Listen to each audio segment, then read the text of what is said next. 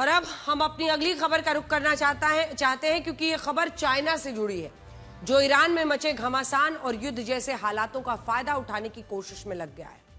अब देखिए, China America के रास्ते पर चलने की कोशिश में है।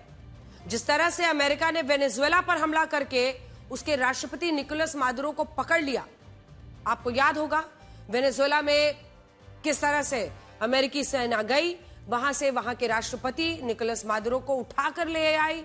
यहां पर अब उनका ट्रायल हो रहा है। अमेरिका ने कहा कि वही वेनेजुएला को चलाएगा। वहां एक राष्ट्रपति चुन ली जाती है, लेकिन डोनाल्ड ट्रंप लिख देते हैं कि वो वर्किंग प्रेसिडेंट है, कार्यकारी प्रेसिडेंट है वेनेजुएला के।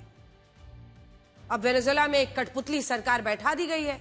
वैसे जैसे चाइना भी ताइवान को लेकर एक बड़े प्लान को लागू करने में लग गया है। ताइवान ने चाइना पर एक बड़ा आरोप लगाया है। आरोप क्या है? ताइवान का यह आरोप है कि चाइना के 10 फाइटर जेट उसके एयर स्पेस में घुसे थे और इस दौरान चाइना की नेवी के 5 युद्धपोत उनके इलाके के आसपास मौजूद रहे। ये बहुत गंभीर परिस्थितियां विश्व में बन रही हैं।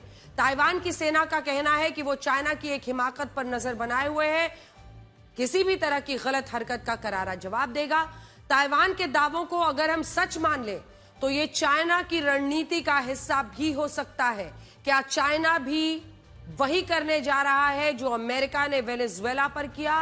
वही हरकत क्या चाइना ताइवान के साथ करेगा? अभी कुछ दिन पहले चाइना ने ताइवान सीमा के पास युद्धाभ्यास भी किया था।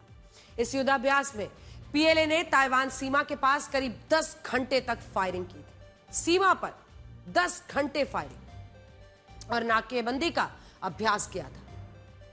इस युद्धाभ्यास में 71 फाइटर जेट्स, 24 युद्धपोतों का इस्तेमाल किया गया था। यही नहीं, युद्धाभ्यास के दौरान ताइवान की जल सीमा में पीएलए ने 27 रॉकेट दाग दिए थे। चाइना के युद्धाभ्यास की वजह से ताइवान के 14 में से 11 हवाई मार्ग अब प्रभावित हो गए थे।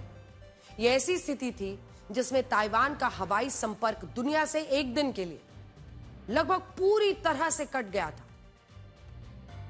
अब समझिए, ताइवान को चाइना अपना हिस्सा बताता है, तो आखिर चाइना और ताइवान की इस पूरी लड़ाई का इतिहास क्या है? क्यों चाइना बार बार ताइवान पर नजर लगाए बैठता है?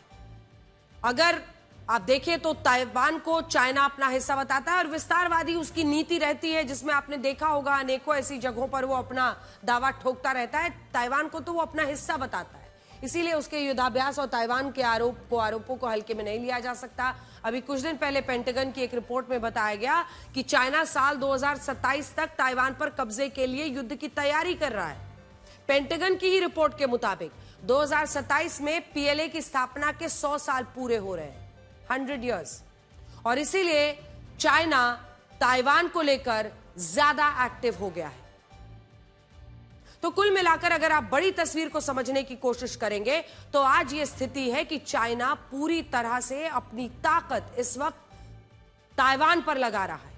और जैसा कि आशंका कई दिनों से लगाई जा रही थी कि चीन अटैक कर सकता है ताइवान पर, उसको लेकर पेंटागन की भी रिपोर्ट एक तरफ है, जिसमें वो सीधा सीधा कह रहे हैं 2027 तक, जबकि 100 साल होंगे पीएलए के, तब चीन ये कोशिश करेगा कि वो ताइवान पर एक बड़ी विजय के साथ, एक बड़ी जीत के साथ पूरे विश्व में अपनी धमक बनाए।